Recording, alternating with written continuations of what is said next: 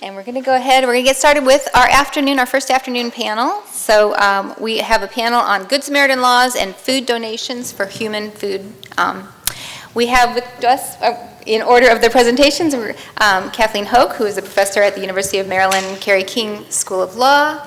She's the executive director of the Legal Resource Center for Public Health Policy and the director of the Network for Public Health Law's Eastern Region. And next we have Wes Krock, who is the Chief Operating Officer for First Fruit Farms in Freeland. And then we have Amy Cawley, who is the Farm to Food Bank Manager for the Maryland Food Bank. And they're going to tell us everything we need to know about donating food from our farms. Thank you. Thank you, everyone. Okay, that's working. They are working. They had little green lights and then they went out, so we weren't sure. Thanks for sticking around after lunch, because that's always a challenge. And I was thinking that it's a tough time because people are sleepy after lunch, but I guess it's our job, Amy and Wes, to prevent them from falling asleep. So with that, let's get started. My goal is to talk you through a couple of the legal levers that exist at the federal and state level that are designed to incentivize food donation. I'm focused on food donation from the agricultural community in this presentation, but a lot of the same laws that I'm talking about also apply to grocers and to even prepared foods from restaurants and the like. So, but I'm going to be talking about it from the agricultural perspective. And as you know, the goal for all food donation programs is a double win for public health. So I'm a public health lawyer, not necessarily an agricultural lawyer or an environmental lawyer, but a public health lawyer. And I love food donation programs because they give us two wins. First, my slides went away. First, maybe because I didn't do something. Okay, that's okay. I'll keep talking. Because I can do that well. So first, obviously reducing food waste. We know that 40%, right, is that number. I just actually walked past the lunch buffet and got a little anxious because there's a lot of food left. And in my head I went, where's that food going? There should be a law about that, right?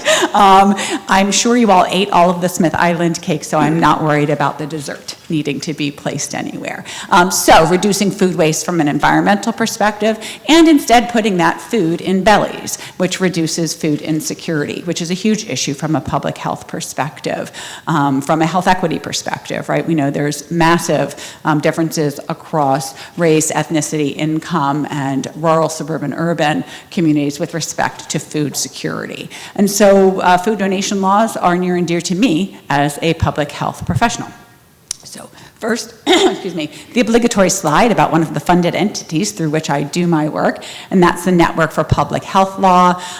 What we really do, there's some words on this slide that we came up with, but what we really do is provide what we call technical legal assistance. So it's not legal advice or representation, but technical legal assistance, primarily to state and local public health officials, legislators, advocacy organizations, community groups, and even researchers. And if anyone working in the public health space, which is very broadly construed, who is either encountering a legal question, wanting to understand the lay of the land of the law in a particular space, or otherwise wants to know what legal levers might be available, what might be best practices from a policy perspective. At the same time, I run the Public Health Law Clinic at the University of Maryland Carey School of Law, and so we have students in the spring semester, 10 students who are actually doing the work of the Network for Public Health Law, as well as the Legal Resource Center for Public Health Policy that I run. And they run around down here in Annapolis trying to get good laws passed and prevent bad laws from being passed very broadly in the public health space. So, obligatory slide. Look, I didn't even hit the timer, so we won't know when I'm supposed to stop. We'll hit it now. Someone throw something at me, right? So the slide did not advance. There we go. So first I want to talk about probably the big daddy of food donation laws, and that's the federal law called the Bill Emerson Food Donation and Good Samaritan Law. And its overarching principles from a legal perspective are that it allows, I'm going to say now people, organizations, et cetera, who donate food It prevents civil or criminal liability related to the quality of that food, right? So one of the concerns that was expressed prior to the passage of this law from farmers, from grocers, from anyone was, well, if we give away food, now we might be liable for someone who gets ill because of that food. And so this eliminates that barrier. It doesn't protect from gross negligence if you know that you're providing spoiled food. You're not protected from liability here, but otherwise you are protected from liability. So to whom does it apply? What are the deets here, Kathy? So first, relevant for this group is farmers and gleaners. Does everyone know what gleaners are? Because I didn't before. Okay, some people. Okay, a few. So, what would you say? Somebody said tractors. Tractors. I don't. Yeah. I did not know what it meant, so I'm going to read to you what it means in the code. And this is a person who harvests for free distribution to people who are food insecure or to nonprofit organizations that distribute to the population. So in some places, there are literally individuals or organizations that come into a farmer says, hey, I'm done with the apples that I'm going to use in this orchard. You can come in and get what you want. That's a gleaner. They come in and they either are then direct distributing to food insecure populations or to a nonprofit that is doing that. So farmers and gleaners are protected in the Bill Emerson Act. They are allowed to make food donations and be subject to the Good Samaritan protections that the bill provides. What kind of food does it cover?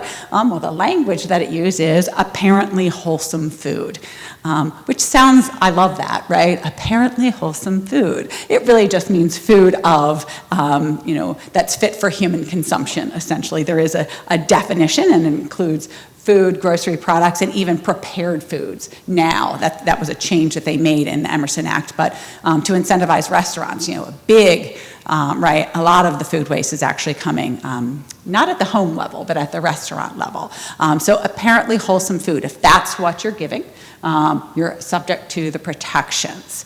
And historically it was that you were giving it through one of the nonprofit organizations, some of which you'll hear about later on this panel, but giving through a nonprofit organization who was then distributing the food to people who are food insecure. And so it was that layer of protection that you had, that it was going through the nonprofit. But increasingly there was request for, particularly in rural communities, for there to be allowed to be direct donation of food to community members, right? And so let's just, put yourself out in a rural community in West Virginia, and your farm has excess produce, and you'd like to just give it to your neighbors, but be free from the potential liability. And so changes were made to the Bill Emerson Act in 2022, they became effective in 2023, that now allow direct to the consumer donation to also qualify for the limitations on liability. So that's a big change. And then also they added, so typically, before 2023, it was that you had to be giving away the food, or the food was being given away by the entity, right, that was serving folks who are food insecure. Now, there is the ability for you to donate food to an organization that is charging what they call the Good Samaritan reduced price. It's a new provision in the code, so I'm going to read the definition because I don't know it off the top of my head yet. But it is the cost that is no more than the cost of handling, administering, harvesting, processing, packaging, transporting, and distributing the food. So essentially, the cost, right? No profit being made. That if I'm trying to think of a place where people come to get free food, is serving that food and charging a very modest amount that meets the Good Samaritan reduced price, so that they can recoup the cost of going out to the farm, gleaning the product, bringing it back in the truck or what have you. And so in some communities, that can really be helpful. A lot of the testimony that went toward this reduced price was from nonprofits who are serving communities where folks could pay some, but not, kind of market price for produce, but particularly to serve people who at what they call social supermarkets. These are places where people who are food insecure, but who are ineligible for subsidized food benefits for myriad reasons. Maybe they have a felony conviction and they're in a state where that's disqualifying, or maybe they're just above the financial line, or for whatever reason. And for some people, and again, particularly in our rural communities, people who do not want freebies. They feel a sense of pride and dignity in paying what they can pay for that food. And so for those reasons, they added that there can be that low cost for the food. And still get the liability protections. So liability protections, a big hurdle. We get over a big hurdle with protecting those who donate. The other thing is tax incentives. This is the federal one. You'll see a similar slide for state tax incentives. I don't have all of them on here. I didn't, but these are the basics, right? So from a federal perspective, you have your general tax deduction that you can have for making philanthropic donations, and that's on a cost basis. But they have for food donation what's called the enhanced deduction. And you can see on the screen here, I did a little math when I was preparing, but I'm not going to make you listen to that. But of how you decide which one is better, but it is, or the lesser of either twice the basis value or the basis value plus 1/2 of the food's essentially profit margin if sold for fair market value. So you got to do a little bit of math here, but that's why you have accountants or other people who can do the math for you. And then for both of these deductions, for the general deduction, but also for this enhanced deductions, there are limits on how much, percentage of your taxable income that you can use for this donation tax incentive. So getting over the hurdle of liability and incentivizing through tax systems at the federal level, we see the same things at the state level. This slide is a far less interesting slide than the slide you just saw with the Bill Emerson Act, because Maryland's food donation Good Samaritan law isn't particularly rigorous. It really is limited to nonprofit organizations. It's only for free food. It hasn't made the changes that were made in the Bill Emerson Act. But what's really important to know is that you are protected in Maryland by the Bill Emerson Act. There's a letter from the Department of Justice from back when the Emerson Act was, fairly new, that the provisions in this act do preempt any less rigorous laws. And so it doesn't matter that Maryland doesn't provide you the more significant liability protections, because the Emerson Act does. Certainly could be a project for some law students, right, to tighten Maryland's law up, or expand it, I should say, really, to be as broad as the Emerson Act. But you don't have to so much worry about that. And then from a tax perspective, Maryland does have specific tax incentives. There was a pilot program that was passed in 2017 that now has become a permanent program. So it was passed in 2023. And as you can see here in red, as of July 1st of last year, farmers may claim 100% wholesale credit on all donated food. I am not a tax accountant. I don't necessarily know what that means, but it sounded good. No, it's obviously, it's an increase from, I think it was 50% prior to the 2022 changes. And then the statute does talk through how you determine what the wholesale amounts would be. There's actually a link. I think these slides can be provided or will be provided to everyone, because I have the link embedded in the notes for these slides. Or if you want to know any more information, just let me know. But the goal is to make it as easy on you as possible. You're not having to figure out what the wholesale value is. There is, as I said, with the federal law, there is also a cap for the state tax deduction. I also have just a page of resources and links. So again, when you get the slides, a lot of this is like the how to take advantage of, what to know about these programs that I talked about. I remain available to you to walk you through questions that you might have, but these are also resources that are available to you. And on that note, I'm going to turn things over to Wes. Okay.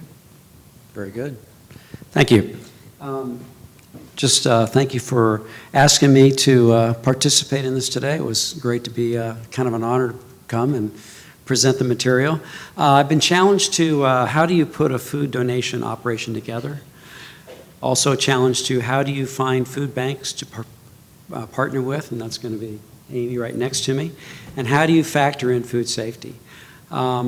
Excited, I'm just give a little information about where I come from and the farm that I'm Chief Operating Officer over. It's 25 years in the making, started as a backyard garden, and I'm going to just go through a little bit of that, First Fruits Farms, because it got to really hit it, don't you? There you go. It's a non-denominational Christian ministry, 25 years in the making. Started out about 1/8 of an acre. We're going to put probably over 300 acres in the ground this next year. All the food is donated for free. It's a nonprofit. So it started out just what the heart of anybody would want to do is to make sure each and everybody has access to good, valuable, healthy food. And that's where it started. It's just a backyard garden to make sure that people can have access to that, especially for those that are fighting food insecurities. Like I said, it began in 1998. 25 years. We've grown from a few thousand volunteers to come out and help us harvest the produce to 18,000 volunteers this year. We'll probably put about 5 million pounds of produce out in the system this year. We're probably total about 30 million pounds since 1998. It's a big vegetable garden. We have about 17 varieties of vegetables, so as soon as you cut it, it starts to perish. So we talked a little bit about that. So we went from one gleaning operation, which Mid-Atlantic Gleaning back in the start of the farm, to we started fresh vegetables with Maryland Food Bank in 2010. So it was a great relationship to start. They would come up with a truck. We really only did weekend ventures with donating food, but now we're at each and every day. So we're putting out about 200,000 pounds of vegetables each and every day. Food, definitely perishables. We had to put in a food bank this last year, or a refrigerator room this last year. They break down pretty quickly. Food goes in our direction. About 67% goes to the Maryland area, 19% up into Pennsylvania, 11% West Virginia, and 3% into Virginia. We went from 30 distribution partners pre-COVID. COVID brought in, there was nothing good about COVID, but there is one thing it did bring to our house, is the food banks couldn't allow anybody into their facilities to box and bag the food. So we sent everything bulk. So we had to change our operation almost overnight. So we brought all the bagging and boxing into our facility. So the good thing about it is we got to put our name on the box. We got to put our scripture reading on it because we are a Christian ministry. And it did help the food banks in the long run because the food came in and it went right back out. And the thing that you have to remember is when you cut a vegetable, it's going to start decomposing immediately. So the faster you can get into somebody's hands, the better. We want to make sure that I always say that why we are here. It's a place of peace and a beacon of hope. And that's why we get all these people out to do various jobs on the farm. I think your kids have come out to the farm, which is great. We get all kinds of school groups. We get corporations. We get, like I said, we have a volunteer coordinator that's basically working almost full-time every day to make sure that the groups are covered. A couple-hour sessions out to the farm, and we get the produce harvested.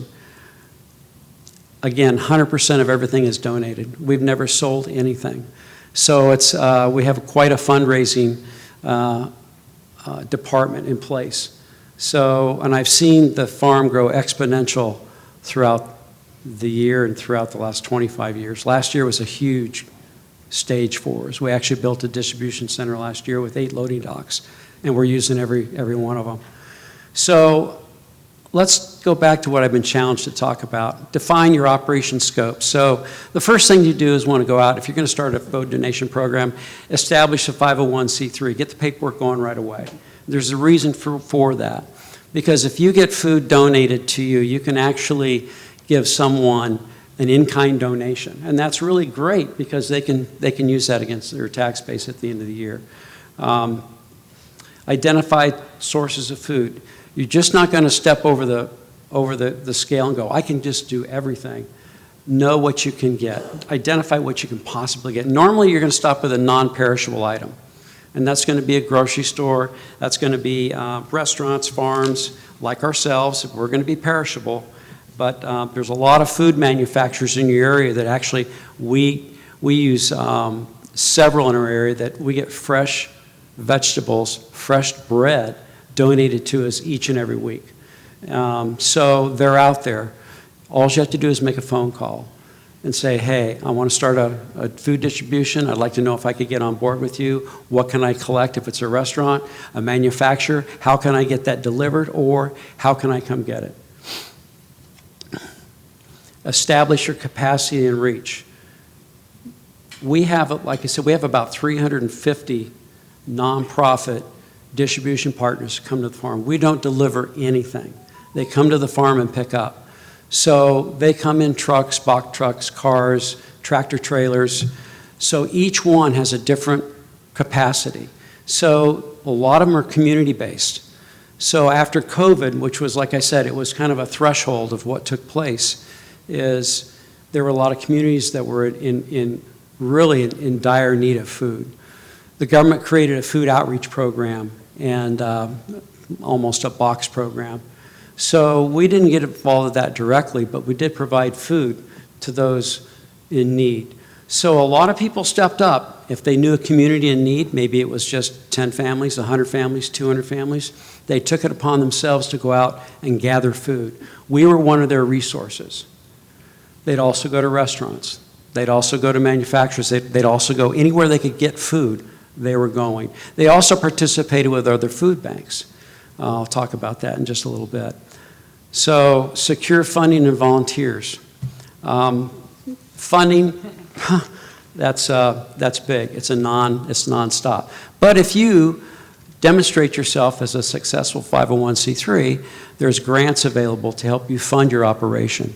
You'll be surprised how many foundations are out there that just love to fund a solid foundation that donates food.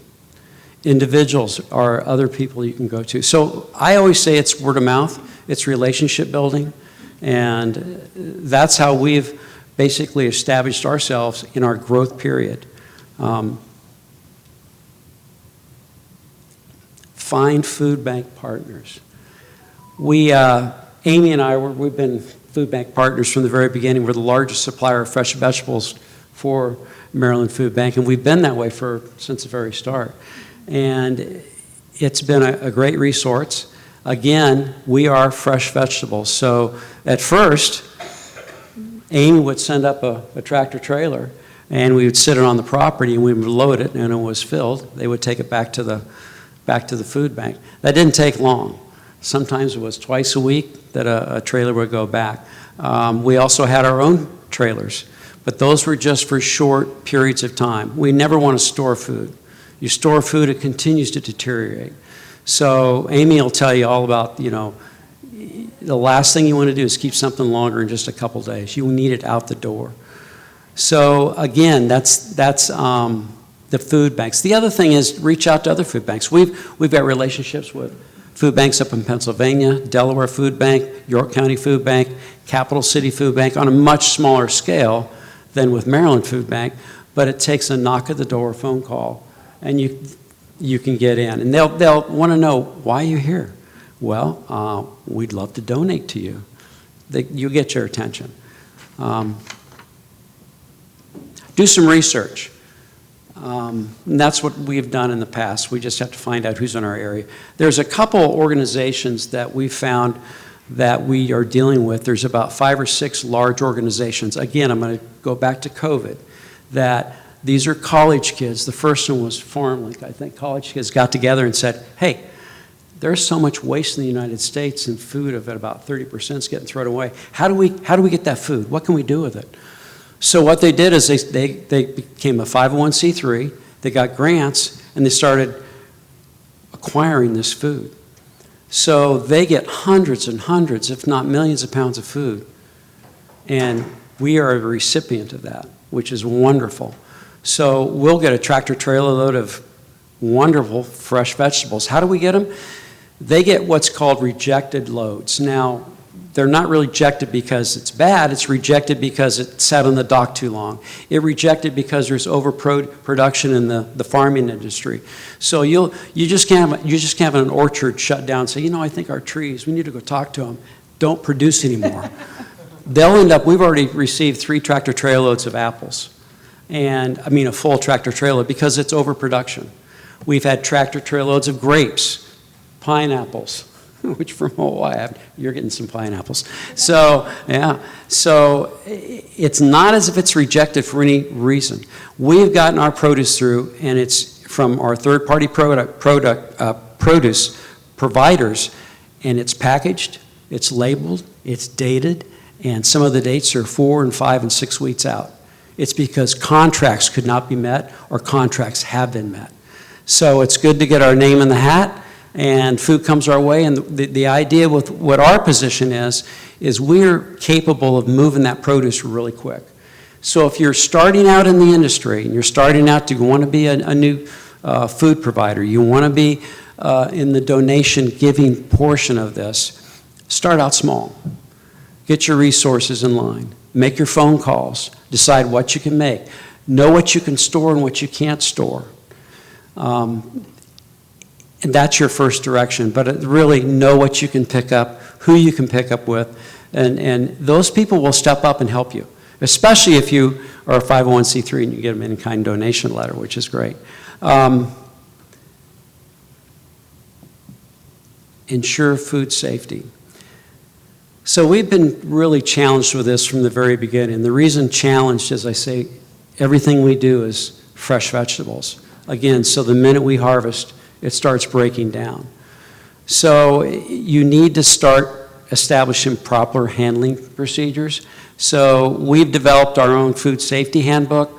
Although we don't wash anything, we want to make sure that it comes through our facility and it's as fresh as it can be, and it's no diseases, and like I said, it's not been cleaned, it's not been washed, it's been boxed and it's been bagged, but we want to make sure it gets through our facility in the cleanest, fastest way. We have a refrigerator room, which I'm getting ready to expand, and again, it's in and out. You don't ever want to store your material. So if you're new in it and you're going to go out with your car and your truck, I suggest you start with dry goods, non-perishables, until you want to step up. And we've seen many, many faith-based or non-faith-based people, I was going to call their organizations, buy their own refrigerated box truck. So there's one up in Pennsylvania, there's South Central, I can't remember their names, but West Virginia started one. They were Catholic Charities of West Virginia. They were coming up to the farm and picking anything they could get. They eventually raised money, bought a box truck, and they started picking up fresh vegetables. So again, know your product, make sure it's perishable, non-perishable, and what you can do. Train your volunteers and staff on food safety.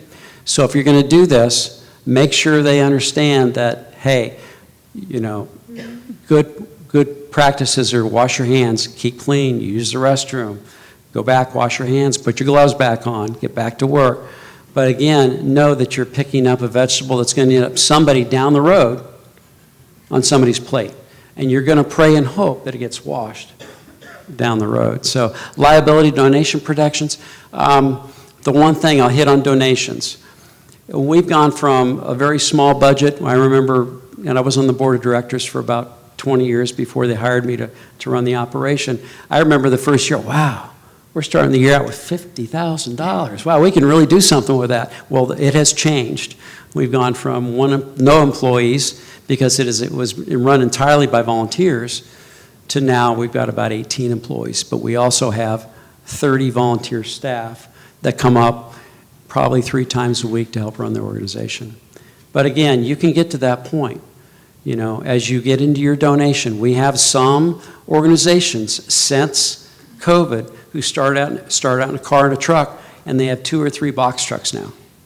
And they're going out and servicing their areas. So it can be done. Again, I always say it's relationship building. When you got to just make sure that you know who's in the industry. Everybody in the food industry knows everybody. And That is probably what we've learned each and every day. And you'll get a phone call and go, wow, I didn't even know you existed, Wes. Who are you? Well, guess what? We can provide for you. So we get new distribution partners that come to us, and we can fulfill some of their needs if they have a refrigerated truck. Again, design a transportation plan. I kind of hit on that. And use inventory management. Make sure that you're not going to go out if you're small and starting out. Make sure you know who's going to take the goods. If you're going to get a truck full of pasta, make sure you can deliver a truck full of pasta or rice. Or if you're going to get a truckload of bananas, or you're going to a box truck that's refrigerated, make sure you have a place to take it. The food banks are willing and able, and once it's good product, they're willing and able to take it. We've actually traded back and forth with Amy several times. We'll get overproduction. We get overproduction from food banks, says, hey, we've got way too many potatoes, or we've got way too much corn, what do you got? So they'll bring down 10 bins of some product, and we'll trade it for 10 bins. So there's like I said, it's relationship building. Engage the community. That's how we get our volunteers. We get 18,000 volunteers to come out. We actually engage our community firsthand and seek continuous feedback from your partners, your distribution partners, from your food banks, and from your volunteers that come out. Keep track of where you're delivering to. We do everything on a zip code basis. We try to see what area we are impacting the most and where we can impact more. So on that, is there any questions? I hope I answered some questions. Because we started out as a very small nonprofit and a very small, company that we donated food and grew to a size that, I had to dig it in my head and go, how do we do this? And how can you do it? But it's all through relationship building in the food industry, and make phone calls. So, any questions? How am I doing on? Oh, I went over. It's in Freeland, Maryland. So in northern Baltimore County. So like I said, 25 years. It's grown to a point where real quick, I'm going to take a little bit of your time. Is that okay? You don't want it. 2 more minutes. Like I said, from a backyard garden to almost 300 acres now. But again, we did this with volunteers up until 6 years ago. We did about 2.5 million pounds 6 years ago, and we didn't have any employees. I did it on my days off. Other people came up and did it on their days off. We had no home. We used one person's land of about 16 acres. And people started giving us acreage to use till about 5 years ago. And we realized for this ministry and this nonprofit to have a home, it needed to have its own home. So we had to find a good rudder, which mean it had to have its own land. So we went out shopping, and we acquired a property, and it's been very fruitful. And 2 years ago, we acquired another property right next door. So all I can say is the phone rings off the hook each and every day. How can I get food from you? So food insecurity, you think it's somewhere else, it's really in your back door. We get people coming from just a half mile down the road that are in need. So if you want to start it up, I honor you. I think it's wonderful. Call me. I'd be more than happy to help you get on your road to success. So. Thank you, Wes. If you haven't had a chance to volunteer at First Fruits Farm in northern Baltimore County, I highly encourage you to take the trip up there. It'll definitely be well worth your time. It's a beautiful farm. There's 100, 200 volunteers out there at a time gleaning cabbage, corn, potatoes, and you see these wagons loaded with that product at the end of the 2-3 hour shift, and it's just mind-boggling and empowering. It just feels so good when you leave. So put a little plug there for First Fruits to look them up and take a look. Yeah, it's a lot of fun. I wish it was closer to me than 2 hours. So I'm Amy Cawley with the Maryland Food Bank. I've been asked to talk a little bit about food safety, but before I get into food safety with the Maryland Food Bank, I want to assume that you don't know a whole lot about the Maryland Food Bank like I didn't know anything about the Maryland Food Bank in 2011, so I'll just give you a brief overview of who we are and what we do, and then go a little bit more into detail about my role as manager of the Farm to Food Bank program and how food safety plays a part of that. I don't have a PowerPoint. I used to rely heavily upon PowerPoints as a backdrop to keep me all grounded, and now I just kind of go with the flow, so I'm sorry I don't have any pretty pictures for you. You're welcome to come out and volunteer and see things for yourself firsthand. You're welcome to come out to the Maryland Food Bank and see our warehouse, see how food safety applies.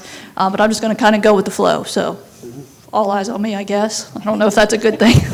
So the Maryland Food Bank, we are located in Baltimore, Salisbury, and Hagerstown. We have 3 branches that serve every county in Maryland except for Prince George's and Montgomery County, not because we don't like those 2 counties. It's because there's another food bank that Wes alluded to called the Capital Area Food Bank that covers PG and Montgomery County. We've been in existence since, I believe, 1979, and I think that puts us as one of the oldest, if not the oldest, food bank in the country.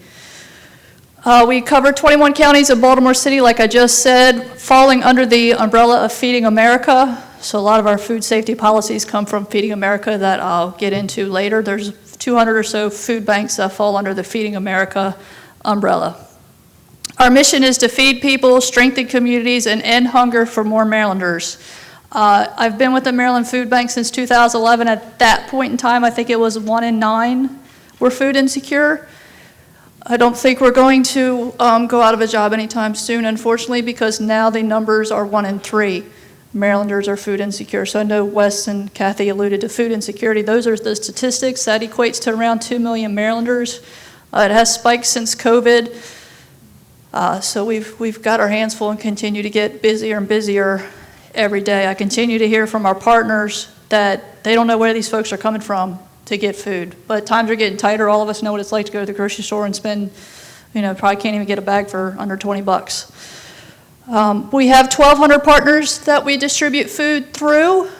These include schools, some soup kitchens, churches, low-income apartment complexes, and then we have a group of partners called Pantry on the Go Partners, which distribute fresh produce. So how the Maryland Food Bank works in a snapshot, in 2011, I would have thought any of you could come to the Maryland Food Bank, Baltimore and Salisbury or Hagerstown to pick up food. That's not the case. We have those 1,200 partners that we work with. So you would go to our you could go to our website, type in your zip code, and a list of pantries and partners would pop up, and that's where you go to get the food from, not the Maryland Food Bank.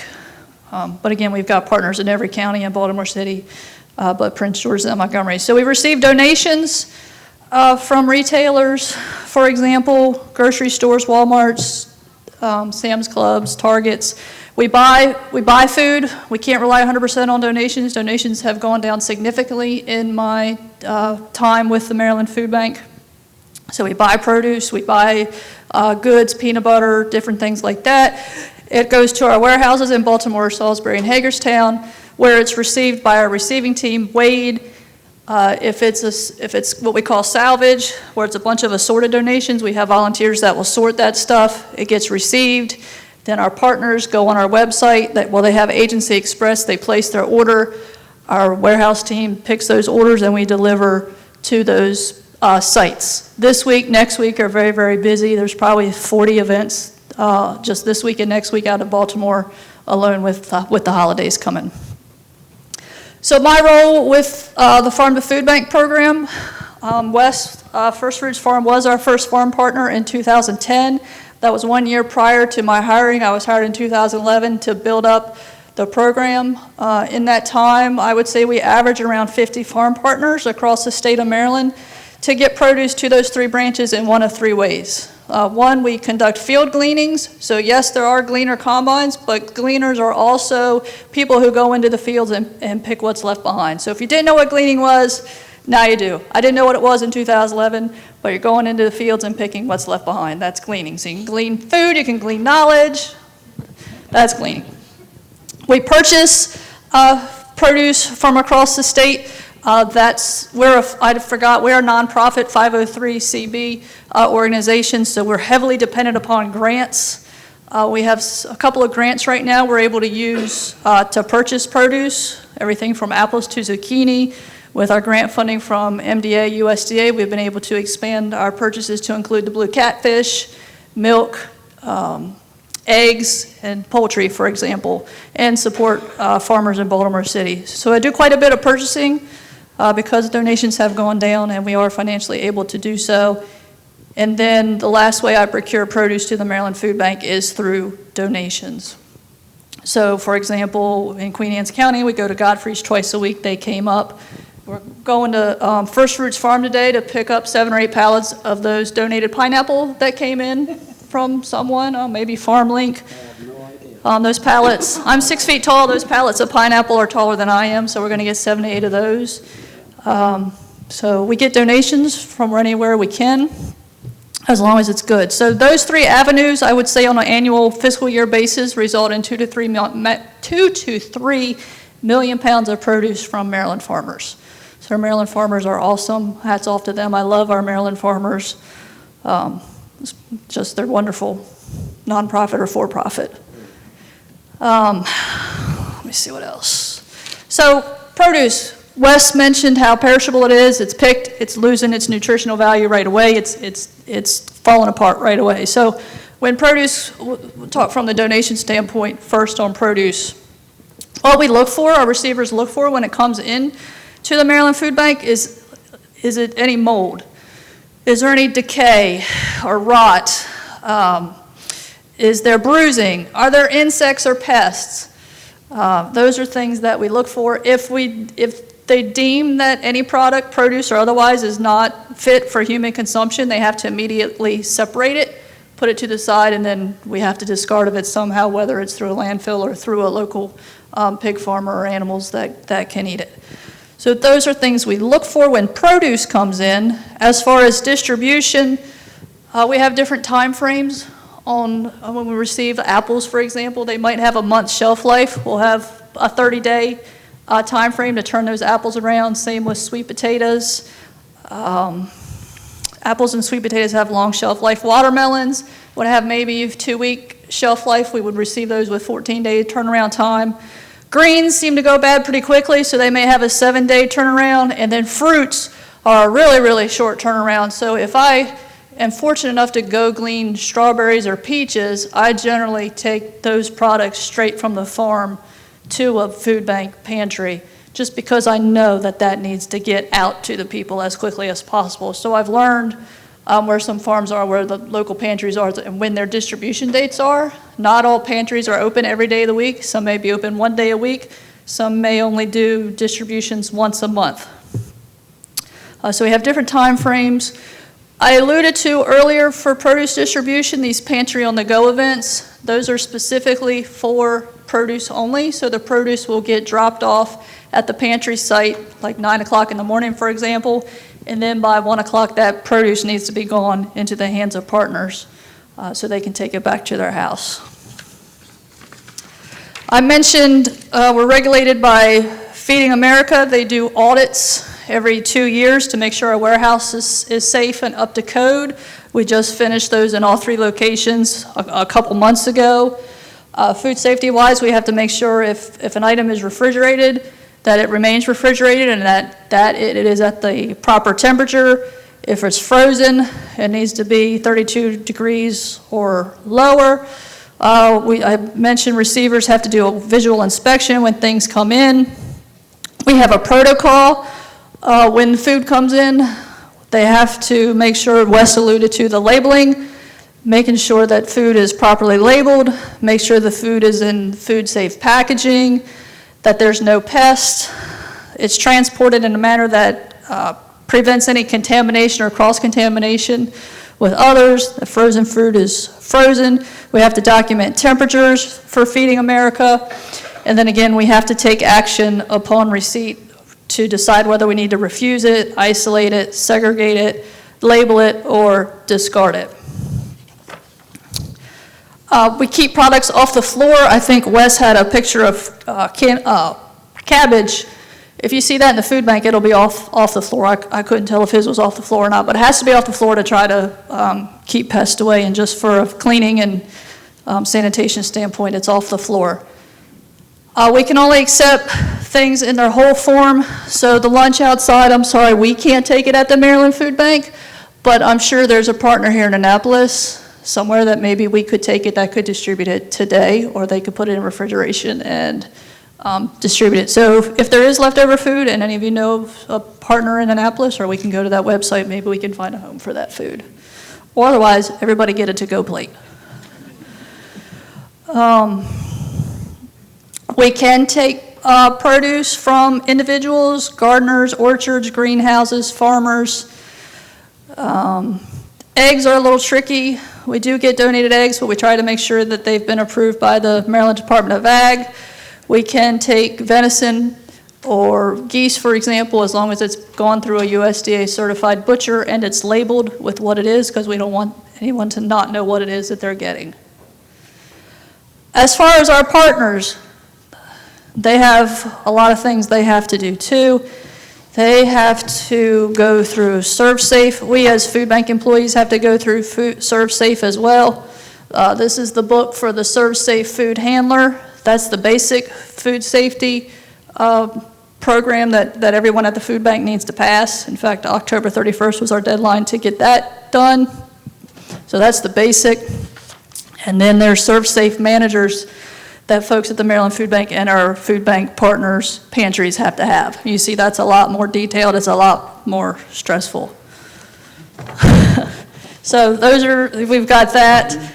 That partners have to follow, and then they have to follow the same rules as the Maryland Food Bank because of the Feeding America regulations with being off the floor and having frozen foods frozen, refrigerated foods refrigerated, the cleanliness. Our regional program directors can pop in at a pantry anytime and make sure that they're abiding by food safety regulations, that everyone there that needs to be safe serve certified is.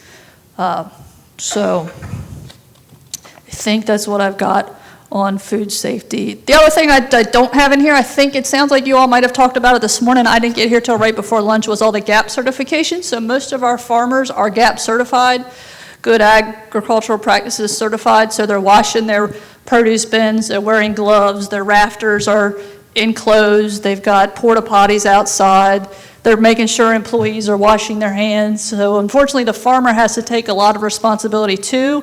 And the vast majority, if not all of our farmers, are at least GAP certified from the ag side. So with that, I guess we can open it up for questions.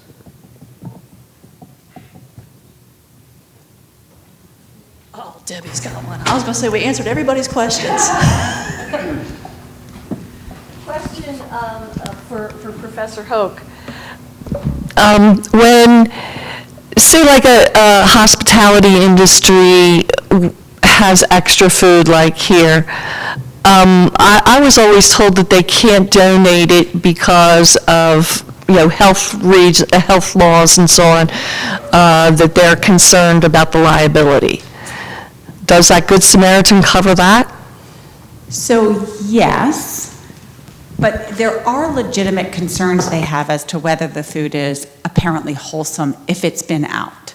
So very often that sort of situation is a tough call from a food safety perspective. So just because the food donation law does protect you from that immunity, number one, if you're concerned at all about it, you shouldn't donate it, right? Because we don't want people to get sick. But it does have to be, quote, apparently wholesome.